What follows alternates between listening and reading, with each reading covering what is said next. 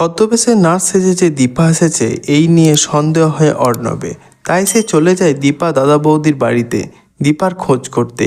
কিন্তু দীপার বৌদি দরজা আটকে দাঁড়ালে অর্ণব হুমকি দিতে থাকে। সোনারূপা তারা বুঝতে পারে যে এই নার্স আন্টি আর কেউ না, আমাদেরই মা। তাই রূপা চালাকি করে মাটির ওপর পড়ে যাওয়ার অভিনয় করতে থাকে। দীপা সঙ্গে সঙ্গে চেঁচিয়ে বলে, রূপা তুই একটাও কথা শুনিস না। ঠিক তখনই সোনারূপা উঠে পড়ে হাসতে থাকে। তারা বলে, মা তুমি ধরা পড়ে গেছো।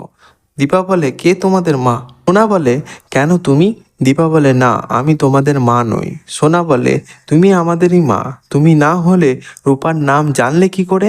আর যখনই আমরা এইরকম বিপদের মধ্যে পড়ি তখনই আমাদের মা তোমার মতনই করে ছুটে আসে। বা তখন আর থাকতে না পেরে সোনা রূপাকে জড়িয়ে ধরে বলে, হ্যাঁ আমি তোমাদেরই মা। ঠিক সেই সময় ইরা চলে আসে। ইরা বলে, কি বললে তুমি?